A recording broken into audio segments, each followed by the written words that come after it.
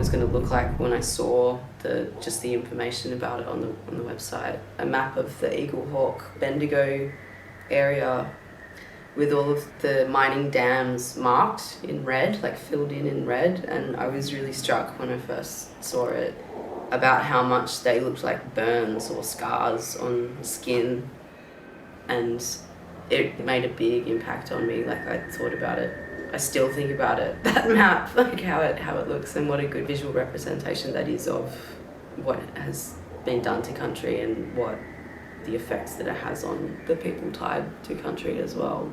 When you really feel that pain, to have that right there map that the colonists made, it's really really interesting being able to share that with the public as well, to be able to pull that out of the archive and have it there on display so people can get that sense of it too. I'm hoping that people come in and see those records to set the scene for where I was at while I was making these works, and then I suppose, like, you go from TV to TV, there's chairs there so people can get comfortable and sit with their headphones and absorb. There's quotes that I've pulled out from books that I've read that have been part of this broader research journey I've been on for years now about country and history, and that speak to the works that I've made. And then there's prints that I've made of photos from the archive that sort of speak in conversation with the quotes and then the work itself. I tried to create a space that would just sort of guide people naturally through it, and then come out the other side hopefully being a bit like, whoa, what did I just do then? Like, what the hell was that? But in a good way, I guess. Not too loud and not too confronting, but it's like a subtle push in a different direction, I guess, both like physically and mentally.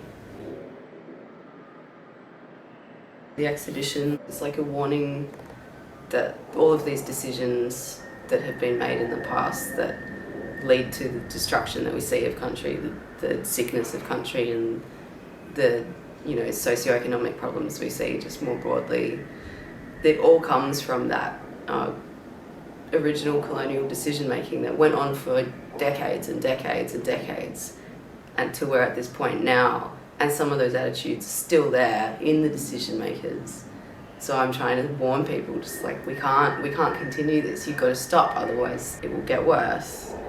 And yeah, the challenge to people who may not understand their complicity in that sort of thing, the comfort that they feel in the world that's being created here under those conditions, maybe, you know, should be thought about in a different way, because it's not comfortable for every human being here, and it's certainly not comfortable for every species either, like non-human species.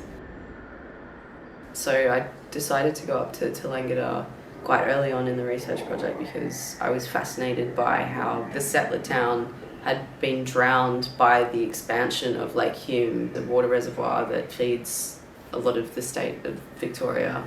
But I know that, you know, Lake Hume drowned a whole bunch of other things, like cultural sites, like sacred sites, ecosystems. Like, we barely have any idea of like the Aboriginal history that's been drowned by these, because no one really talks about it or wants to think about it. So the work itself is made up of lots of footage that I took while I was staying in Langada. I was really interested in the river gums that were growing along the lake. There was no undergrowth, like it all, like it, you know, again, sick country, like not healthy country, but there's still, these trees are trying to grow.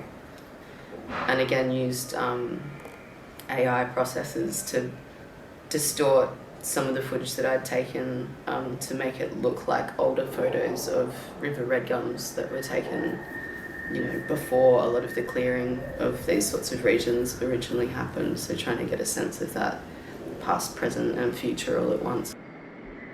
When I started using AI, I was pretty much just very excited about a new tool, and I was really interested in pushing the boundaries of what the AI could do, because so many people were trying to develop the AI tools to make it more realistic, where I've been looking to push it and kind of break it and make it like more uncanny and more kind of like distorted. But yeah, I started to find out that there are huge environmental impacts of AI use, like massive amounts of water and energy. And I'm taking a break for a while for using AI just while I kind of figure out where I sit, like ethically, around my personal usage.